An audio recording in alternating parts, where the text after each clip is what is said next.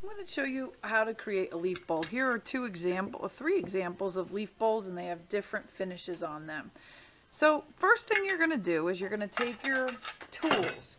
You need one rolling pin, spacers, and the spacers are going to go across from one another. They kind of look like railroad tracks. You're going to have a rolling pin. The rolling pin runs up and down so that your clay won't get too thin.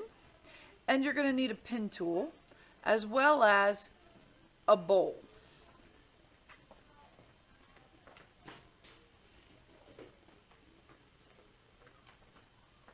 The bowl is going to give your project a shape. So you take your piece of clay and you're going to roll it out.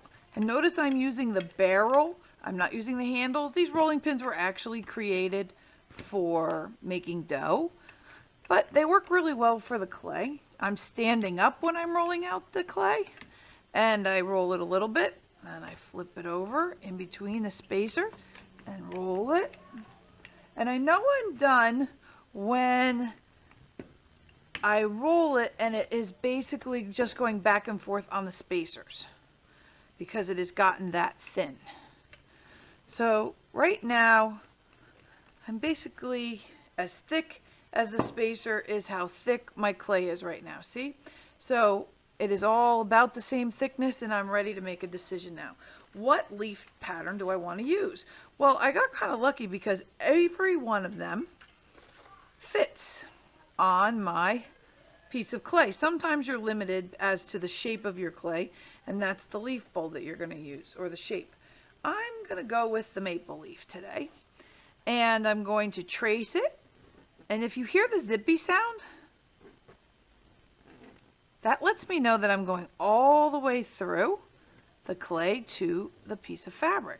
Now the piece of fabric is on our table not to keep the table clean, but it gives our surface a place so that the clay doesn't stick. If I were to roll this out on the flat art tables, the clay would stick to the table and I wouldn't be able to get it up so easily. But look how nicely it comes up.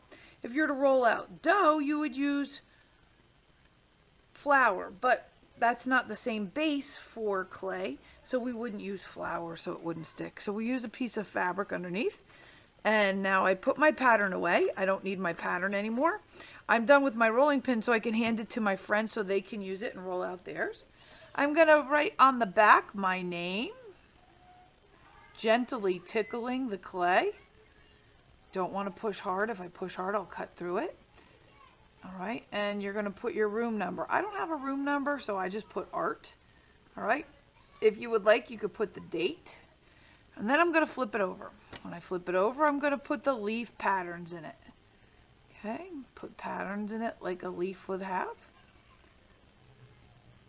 And then I take it, and I take it with the words down, design up, and I put it into my bowl. Okay, my bowl becomes a mold to help shape it. Now it's going to go on the counter to dry. When it's dry, Mrs. Sook, will pop it out, and I'll take them out and I'll put them in the kiln to be fired, and then they come out next art, you will paint them. And if you notice on the bottom of mine, I don't paint the bottom because if I did, it would stick to the kiln. So we'll be painting all the edges and the surfaces that are not touching the table. Okay, so see this one? The part that touches the table didn't get painted. This is actually a speckly glaze. And the edges were glazed, but not the part that touches the table. Same thing, look, this one, the bottom is not glazed, but all the sides, the edges, even the part that doesn't touch the table on the side, that part is glazed. The part that touches the table is not glazed. Okay, so I'm going to put this to dry, put my pin tool away, gently roll up my fabric, and I'm done for today. The extra clay that I have, Mrs. Sook will recycle it, so I'll hand it into the clay ball, and it will be done. Good luck.